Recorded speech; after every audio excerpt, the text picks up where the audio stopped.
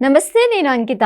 పిఠాపురంలో అత్యంత ఆధునిక అలాగే కార్పొరేటర్ మోడల్ ఒక ప్రజా హాస్పిటల్ని నిర్మించాలని ఉపాసన అనుకుంటున్నారు. దీనికోసం 10 ఎకరాల భూమిని ఆవిడ కొనుగోలు చేశారని తెలుస్తుంది. అయితే ఈ హాస్పిటల్ కోసం ఏకంగా 300 కోట్లు ఖర్చు చేయాలని ఆలోచిస్తున్నారని తెలుస్తుంది. అయితే ఉపాసన స్పీడ్ చూసి మామ పవన్ కళ్యాణ్ షాక్ అవుతున్నారని తెలుస్తుంది. ఈ విషయంపై డిస్కస్ చేయడానికి నాతో పాటు కేవీవి సార్ ఉన్నారు. ఆయనతో మాట్లాడదాం. నమస్తే సార్. నమస్తే అమ్మా. సార్, ఇప్పుడు చూస్తే పిఠాపురంలో ఒక మంచి కార్పొరేటర్ హాస్పిటల్ టైప్లో కట్టాలి ప్రజా హాస్పిటల్ని అనేసి ఉపాసన అనుకుంటున్నారు. అయితే దీనికోసం 10 ఎకరాల భూమిని ఆవిడ ఆల్రెడీ కొనుగోలు చేశారట. అలాగే ఈ హాస్పిటల్ ఎంత న్యూ టెక్నాలజీతో చేయాలి అనేసి దీనికోసం 300 కోట్లు ఖర్చు అవుతుందని తెలుస్తుంది. సో ఉపాసన ఇంత స్పీడ్గా ఉండడంతో ఆవిడ మామ పవన్ కళ్యాణ్ అసలు ఆవిడ స్పీడ్ని చూసి షాక్ అయినట్లు తెలుస్తుంది. మరి సడన్గా ఉపాసనకి పిఠాపురంలోనే ఎందుకు హాస్పిటల్ నిర్మించాలనిపిస్తుంది? సో ఒకటమ్మా, ఏదైతే పవన్ కళ్యాణ్ గారు ఎప్పుడైతే పిఠాపురాన్ని వారిన ఒక అసెంబ్లీ కాన్స్టిట్యున్సీగా ఎన్నుకున్నారో ఎలక్షన్లో, జనసేన తరపు నుంచి అక్కడ పోటీ చేశారు ఆయన. సో ఎలక్షన్ ముందు జరిగిన క్యాంపెయినింగ్లో రామచరణ్ గారు వీళ్ళందరూ కూడా, ఉపాసన గారు వీళ్ళందరూ కూడా ఆయనకి మద్దతుగా అక్కడికి తిరగడం, సో ఆ మెగా ఫ్యామిలీకి సంబంధించిన కుటుంబ సభ్యులు కూడా చాలామంది వెళ్ళడం, క్యాన్వాసింగ్ చేయడింది. ఆ సందర్భంగా క్యాన్వాసింగ్ సందర్భంగా అక్కడ ఉన్న ప్రజలకు ఒక ప్రామిస్ చేయడం జరిగింది. డెఫినెట్గా ఇక్కడ మీరు కానీ మా చిన్నమాంగారైన పవన్ కళ్యాణ్ గారిని మీరు గెలిపిస్తే, అత్యధికమైన మంచి బాజీ మెజార్టీతో గెలిపిస్తే, సో డెఫినెట్గా మంచి అత్యాధునికమైన అంగులతోటి ఒక అధునాతనమైన కార్పొరేట్ స్టైల్లో ఒక హాస్పిటల్ మీకు నిర్మించేస్తామని చెప్పి ప్రామిస్ చేయడం జరిగింది. ఓకే. సో ప్రామిస్ చేసిన ప్రకారమే ఈ మధ్య కాలంలోనే దానికి తగ్గట్టుగానే ఒక 10 ఎకరాల భూమి కూడా ఆమె కొనుగోలు చేశారని, ఒక 300 కోట్లు, మీరు చెప్పినట్టుగా 300 కోట్ల రూపాయలతో, సో ఒక అన్ని అంగులతో కలిసిన, అంటే కార్పొరేట్ హాస్పిటల్కి ధీటుగా, ఇప్పుడు ఆల్రెడీ వాళ్ళు కార్పొరేట్ హాస్పిటల్లో దాంట్లో ఉన్నారు. సో మీరు చూసుకుంటే ఫస్ట్ టైం అసలు హాస్పిటల్ని ఒక కార్పొరేట్ రంగంలో తీసుకొచ్చింది వాళ్ళ తాతగారు ప్రతాప్ రెడ్డి గారే. సో ఆయన అంతకుముందు ఏదో క్లినిక్లు, నర్సింగ్ హోమ్లు అనే పేర్లుండి అటువంటి దాన్ని ఒక్కసారిగా కార్పొరేట్ రంగంలోకి ఒక హాస్పిటల్ని తీసుకొచ్చింది మొట్టమొదటిగా వాళ్ళే. సో ఆ విధంగానే వాళ్ళు సక్సెస్ అయ్యారు. సో దేశవ్యాప్తంగా కూడా పెట్టారు. మొత్తం ఇటు అన్ని రాష్ట్రాల్లో, తెలుగు రాష్ట్రాల్లోనూ, దేశవ్యాప్తంగా కూడా ఉన్నాయి. అన్ని చోట్ల కూడా సక్సెస్ఫుల్గా జరుగుతుంది.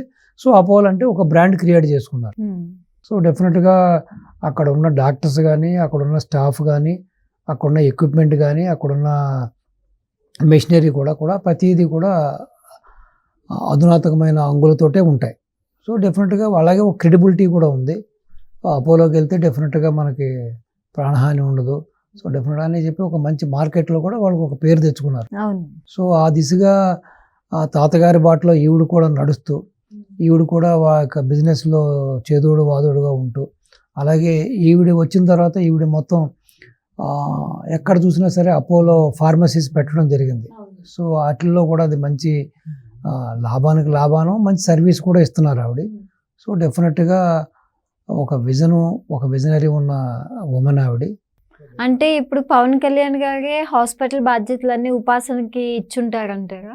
సో ఉపాసనకి ఇవ్వడానికి ఏముంది, ఆల్రెడీ వాళ్ళు ప్రామిస్ చేశారు కాబట్టి, ఆల్రెడీ వాళ్ళు ఆ లైన్లో ఉన్నారు కాబట్టి వాళ్ళకి అదేమీ పెద్ద కష్టం కాదు, ఈజీగా రన్ చేస్తారు. ఎందుకంటే దానికి తగ్గ ఆ సెటప్ కానీ, ఆ డాక్టర్స్ కానీ, ఆ టెక్నీషియన్స్ కానీ వాళ్ళకి అది ఉంది కాబట్టి, అదే లైన్లో ఉన్నారు కాబట్టి, అదే మెయిన్ బిజినెస్ కాబట్టి వాళ్ళకి.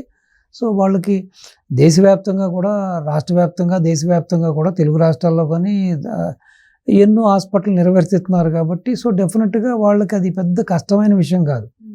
జస్ట్ అది ఒక చాలా ఈజీగా దాన్ని నిర్వర్తిస్తారు. అంటే ఆల్రెడీ వాళ్ళ ప్రవృత్తి అదే కాబట్టి అది డెఫినెట్గా వాళ్ళు ఒక మంచి హాస్పిటల్ నిర్మిస్తారని, అదేవిధంగా అక్కడున్న ప్రజలకి మంచి ఆరోగ్యానికి సంబంధించిన సేవలు అందిస్తారని మనం ఆశిద్దాం. డెఫినెట్గా చేస్తారు కూడా, దాంట్లో ఎటువంటి డౌటు లేదు.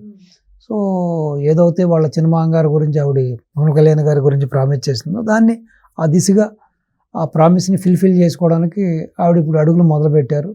ల్యాండ్ ప్రొక్యూర్మెంట్ అయిపోయింది 10 acres.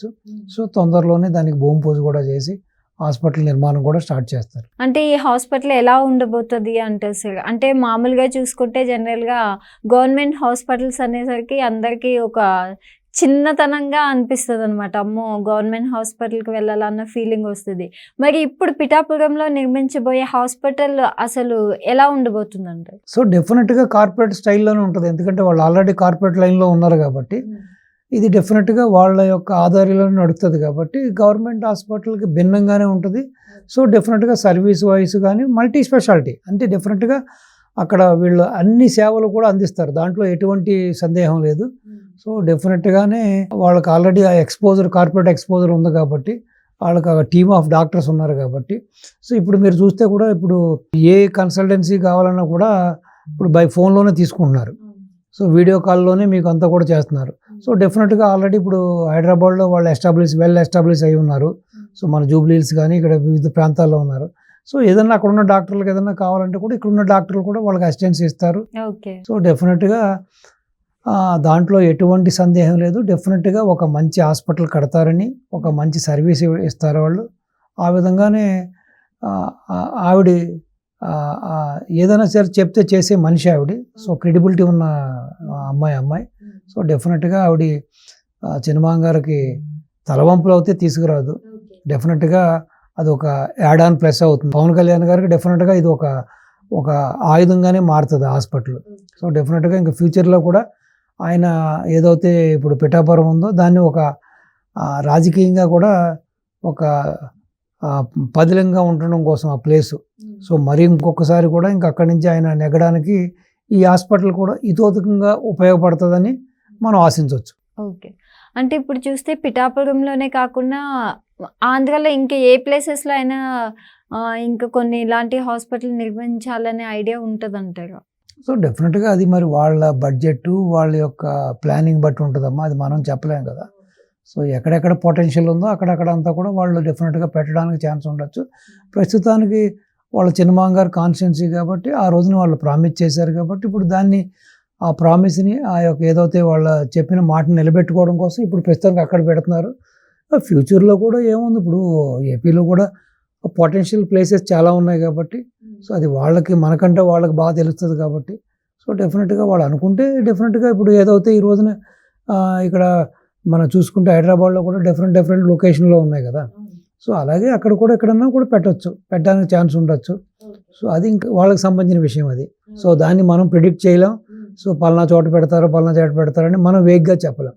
అది కేవలం వాళ్ళకి సంబంధించిన విషయం కాబట్టి వాళ్ళ ప్లానింగ్ ఉంటుంది కాబట్టి వాళ్ళ టీమ్ ఆఫ్ ఎక్స్పర్ట్స్ ఉంటారు కాబట్టి వాళ్ళు ఎక్కడ పొటెన్షియల్ ఉందో అక్కడ మేబీ పెట్టవచ్చు.